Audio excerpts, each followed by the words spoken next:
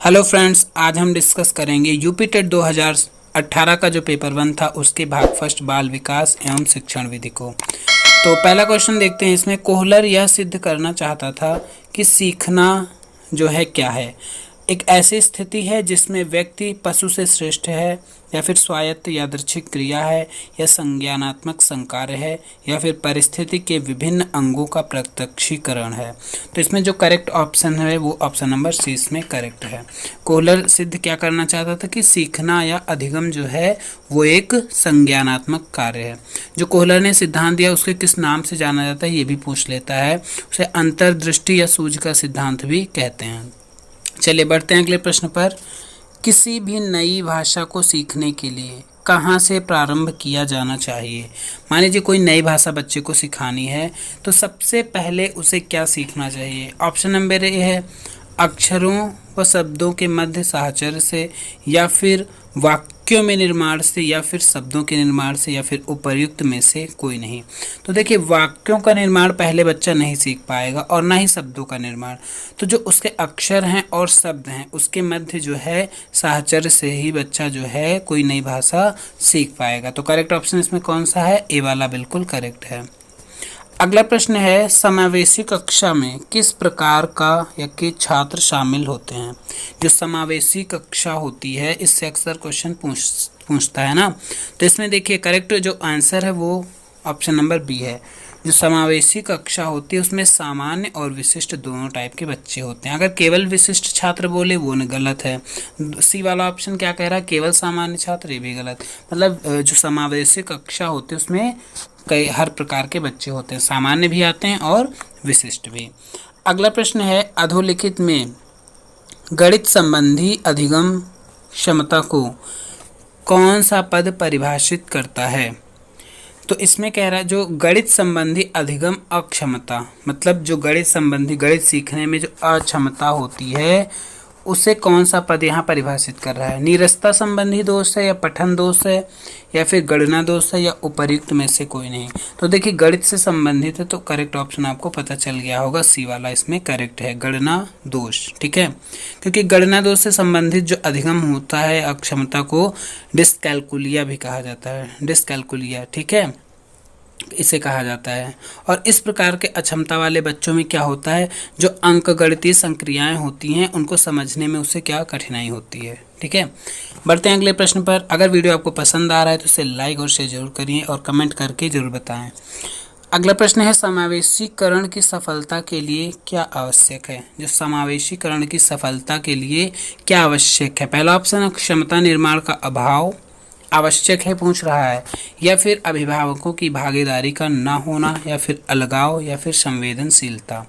तो यहाँ पर समावेश करने की बात हो रही है उसकी सफलता के लिए। भाई अगर क्षमता का निर्माण का अभाव है तो बिल्कुल जो है उसमें सफलता नहीं मिलेगी। अभिभावकों की भागीदारी अगर नहीं तब भी सफलता नहीं मिलेगी। अलगाव है तब भी नहीं मिलेगा। तो करेक्ट ऑप्शन इसमें जो है ऑप्शन नंबर डी एकदम करेक्ट है, संवेदनशीलता। 6 नंबर प्रश्न है निम्न में से कौन सा संवेग का तत्व नहीं है, बताना है। संवेग का जो तत्व है वो नहीं है, कौन सा नहीं है? संवेदी, संवेग का तत्व नहीं है। अगला प्रश्न है संज्ञानात्मक क्षेत्र का सही क्रम क्या है। संज्ञानात्मक क्षेत्र का पिछले भी पेपर में था, इसका सही क्रम है वो क्या है? ज्ञान, अनुप्रयोग, अवबोध, विश्लेषण, संश्लेषण, मूल्यांकन, या फिर मूल्यांकन। तो देखिए इसमें जो है ये आपको पता होना चाहिए, जो ये क्रम है 6 पार्ट में, इसका सही क्रम। और इसमें अक्सर ये भी पूछ लेता है कौन सा दूसरे नंबर का है, कौन सा तीसरे नंबर का। तो इसमें जो करेक्ट आपको पता होना चाहिए, सबसे पहले ज्ञान और अवबोध तो आता है, ज्ञान और अवबोध। ठीक है, उसके बाद अनुप्रयोग आता है, फिर विश्लेषण, संश्लेषण, और लास्ट में आता है मूल्यांकन। ठीक है, तो करेक्ट ऑप्शन इसमें कौन सा है? ऑप्शन नंबर डी करेक्ट है। अगला प्रश्न है निम्न में से कौन सा अच्छे शिक्षण की विशेषता नहीं है। अच्छे शिक्षण की विशेषता नहीं है वो बताना है, बाकी 3 अच्छे शिक्षण की विशेषताएं हैं। तो ऑप्शन देख लीजिए, इसमें पहला ऑप्शन क्या है? स्वेच्छाचारी, या जनतांत्रिक, या सहानुभूतिपूर्ण, या वांछनीय सूचनाएं देने वाला। तो इसमें जो स्वेच्छाचारी है वो अच्छी विशेषता नहीं, अच्छे शिक्षण की विशेषता नहीं है। मतलब एक अध्यापक जो है अपनी स्वेच्छा से कुछ भी पढ़ाना चाहेगा तो ये जो है अच्छा शिक्षण नहीं माना जाता है। ऐसा करने के लिए उसे जनतांत्रिक होना चाहिए, सहानुभूतिपूर्ण होना चाहिए और वांछनीय सूचनाएं देने वाला होना चाहिए। अगला प्रश्न है 9 नंबर, निम्न में से कौन सा अच्छे शिक्षण 9 नंबर, अभिप्रेरणा का प्रत्याशा सिद्धांत किसके द्वारा दिया गया था? तो जो अभिप्रेरणा का प्रत्याशा सिद्धांत, इसमें ऑप्शन नंबर ए है विक्टर ब्रूम या फिर मैस्लो या हर्जबर्ग या स्किनर। तो इसमें जो करेक्ट ऑप्शन है वो है विक्टर ब्रूम। इन्होंने ही जो है अभिप्रेरणा का प्रत्याशा सिद्धांत दिया था। कब दिया था? सन 1964 ईस्वी में दिया था। 10 नंबर प्रश्न है, अग्रिम व्यवस्थापक प्रतिमान किस परिवार से संबंधित है? जो अग्रिम व्यवस्थापक प्रतिमान है वो किस परिवार से संबंधित है? ऑप्शन नंबर है वैयक्तिक या सामाजिक अंतःक्रिया या फिर सूचना प्रक्रियाकरण या व्यवहार परिमार्जन। तो इसमें जो करेक्ट ऑप्शन है वो है सूचना प्रक्रियाकरण। ठीक है। 11 नंबर प्रश्न है, कौशलों के स्थानांतरण के लिए कौन सा उपयोगी है? जो कौशल होते हैं उनके स्थानांतरण के लिए, मतलब एक जगह से दूसरी जगह जाने में क्या है? कौशल अंतरण एक गति है ना कि उद्देश्य, या रेखीय अभिक्रम या साखीय अभिक्रम या फिर तैयारी और अर्जन। तो इसमें जो करेक्ट ऑप्शन है ऑप्शन नंबर ए वाला है। 12 नंबर प्रश्न है, निम्न में से कौन सा शिक्षण का सूत्र नहीं है? पूछ रहा है। शिक्षण का सूत्र नहीं है ये बताना है।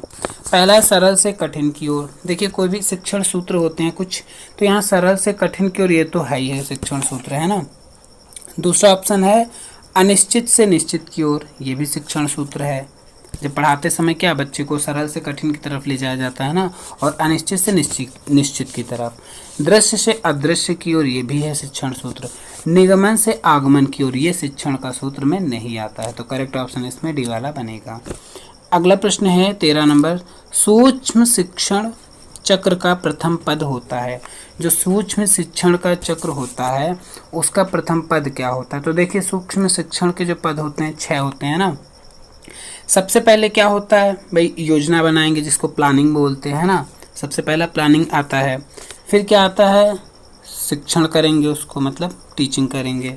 उसके बाद प्रतिपुष्टि करेंगे ना, जो फीडबैक जिसको बोलते हैं। तो सबसे पहले प्लानिंग, फिर टीचिंग, फिर फीडबैक, फिर रीप्लानिंग, फिर रीटीचिंग, फिर रीफीडबैक, है ना। ऐसे होता है। तो पहला इसमें कौन सा होगा? प्लानिंग मतलब योजना बनाना। करेक्ट ऑप्शन इसमें हो जाएगा। अगला प्रश्न है, निम्न में से कौन सा अवबोध स्तर के शिक्षण में शामिल है? अवबोध स्तर के शिक्षण में शामिल पूछ रहा है। तो इसमें जो करेक्ट ऑप्शन है वो ऑप्शन नंबर डी है, अन्वेषण। 15 नंबर प्रश्न है, शैक्षिक सुधारों में प्रभावी विकेंद्रीकरण तभी संभव है जब क्या होगा? जो शैक्षिक सुधारों में प्रभावी विकेंद्रीकरण कब संभव होगा, इसमें ये बताना है। तो यहाँ पर कुछ विकल्प दिए गए हैं और उसके बाद उसमें से चूज करना है कौन से सही हैं।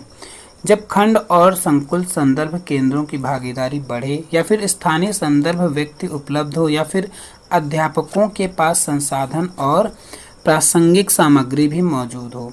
तो इसमें करेक्ट जो है, जो प्रभावी विकेंद्रीकरण के लिए जब जो चीज़ संभव है ना, तो शैक्षिक सुधारों में प्रभावी विकेंद्रीकरण के लिए क्या तभी संभव होगा जब ये तीनों होंगे। ठीक है। तो करेक्ट ऑप्शन इसमें कौन सा होता है? ऑप्शन नंबर डी वाला, 1, 2 और 3 तीनों। ठीक है। 16 नंबर प्रश्न है, एक छात्र पढ़ रहा है, उसका नाम लेकर किसी ने बुलाया, फिर क्या हुआ? निम्न में से किस संवेदना द्वारा वह अपनी अनुक्रिया प्रकट करेगा? मान लीजिए कक्षा में छात्र बैठा, उसको नाम लेकर अध्यापक ने किसी ने बुलाया, तो किस संवेदना द्वारा वह अपनी अनुक्रिया प्रकट करेगा? दृष्टि संवेदना द्वारा, क्या केवल आंखों से देखेगा और कुछ नहीं करेगा? या स्पर्श संवेदना, भाई बुलाया है तो स्पर्श का काम ही नहीं है, या फिर ध्वनि संवेदना द्वारा, या प्रत्यक्षण संवेदना द्वारा? तो इसमें जो करेक्ट ऑप्शन है ध्वनि संवेदना द्वारा वो करेगा। अगला प्रश्न है, पियाजे के सिद्धांत के अनुसार, जो पियाजे का सिद्धांत है मोस्ट इंपॉर्टेंट है, इससे क्वेश्चन जरूर बनते हैं। इनके अनुसार प्राक संक्रियात्मक अवस्था की अवधि क्या है, ये पूछ रहा है। तो जो जिसे पूर्व संक्रियात्मक अवस्था भी बोलते हैं ना। तो देखिए पहली अवस्था क्या होती है? इंद्रिय गामक अवस्था होती है, जिसमें क्या होता है? जन्म से 2 साल पहली अवस्था, और दूसरी होती है प्राक, तो इसमें 2 से 7 साल ये होगी, है ना। इसके बाद कौन सी आती है? मूर्त अवस्था, मूर्त संक्रियात्मक जो क्या होती है आगे भाई 7 से 11 साल होती है। अब इसमें आगे का ऑप्शन दिए नहीं तो वो आपको आगे पता होना चाहिए। यहाँ पर प्राक संक्रियात्मक की बात हो रही है तो कंफ्यूज करने के लिए कई दे दिया गया, तो यहाँ पर करेक्ट ये हो जाएगा। और जो चौथी अवस्था है वो औपचारिक संक्रियात्मक अवस्था है जो 11 से ऊपर होती है, 11 से 14-15 पर होती है। अगला प्रश्न है 18 नंबर, निम्न में से कौन सी बाद की बाल्यावस्था के बौद्धिक विकास की विशेषता नहीं है? बाद के बाल्यावस्था के बौद्धिक विकास की विशेषता नहीं है वो बतानी है। भविष्य की योजना की सूझबूझ, विज्ञान की काल्पनिक कथाओं में अधिक रुचि, या बढ़ती हुई तार्किक शक्ति, या काल्पनिक भयों का अंत। तो इसमें जो करेक्ट ऑप्शन है भविष्य की योजना की सूझबूझ, क्योंकि बाल्यावस्था के बाद को क्या कह रहा है, कौन सी बाद की बाल्यावस्था की बौद्धिक विकास, तो इस समय की ये जो है बच्चे में भविष्य की योजना की सूझबूझ नहीं होती है। अगला प्रश्न है, इनमें से कौन मनोवैज्ञानिक भाषा विकास से संबंधित है? भाषा विकास से कौन संबंधित है? पावलोव हैं, बिने हैं, चॉम्स्की हैं, या फिर मॉस्लो हैं? तो इसमें जो करेक्ट ऑप्शन है ऑप्शन नंबर सी वाला, चॉम्स्की भाषा विकास से संबंधित हैं। ठीक है। 20 नंबर प्रश्न है, थॉर्नडाइक ने अपने सिद्धांत को किस शीर्षक से सिद्ध किया है? जो थॉर्नडाइक हैं किस शीर्षक से इन्होंने अपने सिद्धांत को दिया?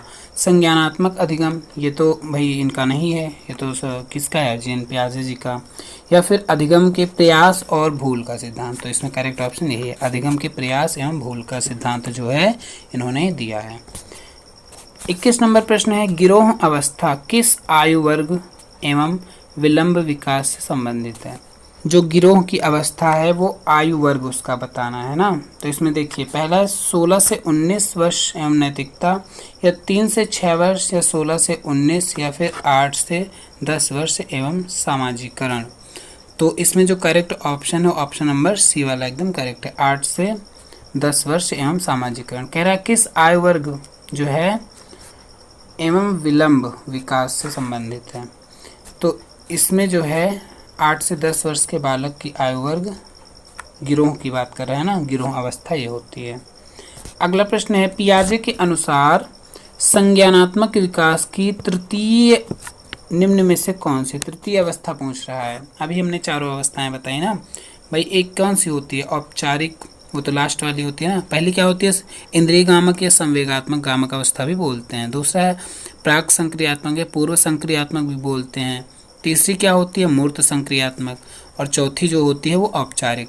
तो यहाँ पर देखिए आगे पीछे करके दिया गया, हमें तीसरी पूछ रहा है ना, तो तीसरी कौन सी होगी? मूर्त संक्रियात्मक। यहाँ पर ये दूसरी वाली है ना, और ये पहली वाली, और ये चौथी वाली अवस्था है। इसकी उम्र भी पूछ लेता है जैसे पिछले क्वेश्चन में पूछा गया था। अगला प्रश्न है, निम्न में से अधिगम में योगदान देने वाले मनोवैज्ञानिक कारकों में कौन सा शामिल नहीं है? अधिगम में योगदान देने वाले मनोवैज्ञानिक कारकों में कौन सा नहीं है?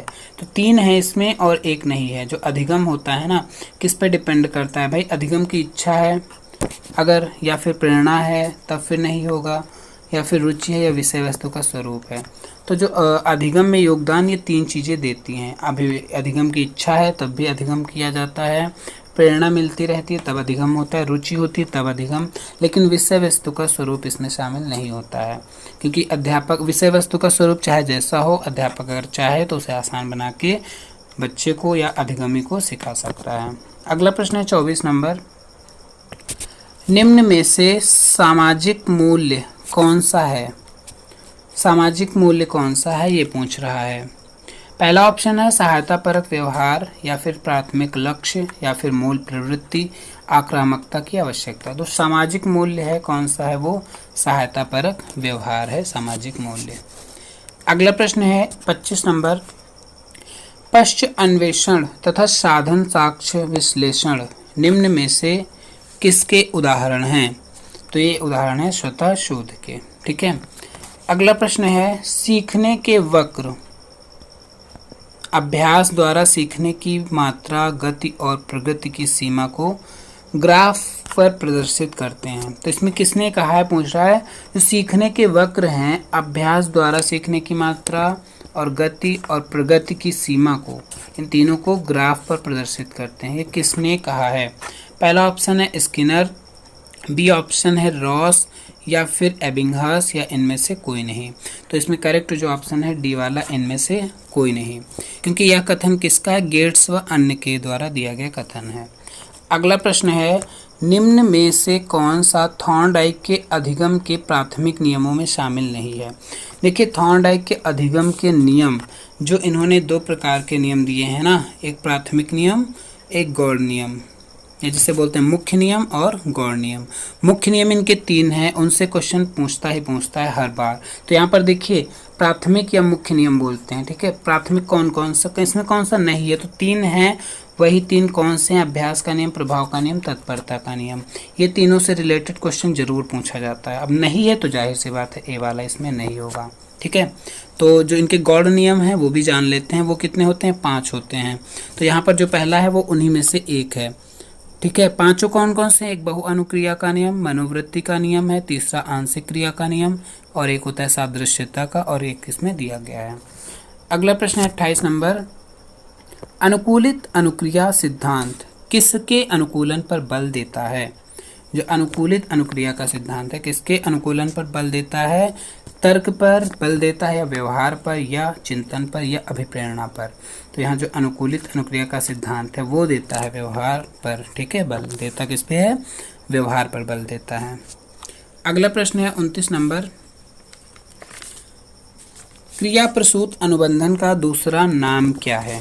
नाम पूछ रहा है क्रिया प्रसूत अनुबंधन का, समीपस्थ अनुबंधन, या फिर नैमित्तिक अनुबंधन, प्राचीन अनुबंधन, या फिर चिन्ह अनुबंधन। तो करेक्ट ऑप्शन जो है बी वाला इसमें करेक्ट है, ठीक है। बढ़ते हैं अगले प्रश्न पर। अगला प्रश्न है 30 नंबर, निम्न में से कौन सी अधिगम की एक विशेषता नहीं है। अधिगम की जो विशेषता नहीं है वो बतानी है। पहला ऑप्शन है अधिगम का अवलोकन प्रत्यक्ष रूप से किया जा सकता है, या फिर अधिगम व्यवहार में अपेक्षाकृत स्थायी परिवर्तन है। ये तो लाइन आपको पता ही होनी चाहिए, ये तो एकदम करेक्ट ही है, लेकिन यहाँ विशेषता नहीं पूछ रहा है ना। अधिगम व्यवहार में अपेक्षाकृत स्थायी परिवर्तन है, अधिगम प्राणी की अभिवृद्धि है, ये भी एकदम सही है। अधिगम एक लक्ष्योन्मुख प्रक्रिया है, ये भी सही है। तो जो विशेषता नहीं है वो ए वाला ऑप्शन बनता है, मतलब ये वाला करेक्ट हो जाएगा। अधिगम का अवलोकन और प्रत्यक्ष रूप से किया जा सकता है, ऐसा बिल्कुल इसकी विशेषता नहीं है। तो यहाँ पर ये बाल विकास वाला भाग खत्म होता है। अगले वीडियो में हम नेक्स्ट पार्ट के साथ मिलेंगे। अगर वीडियो आपको पसंद आया तो इसे लाइक और शेयर जरूर करें। अगर हमारे चैनल को सब्सक्राइब नहीं किया है तो इसे सब्सक्राइब करना ना भूलें। धन्यवाद।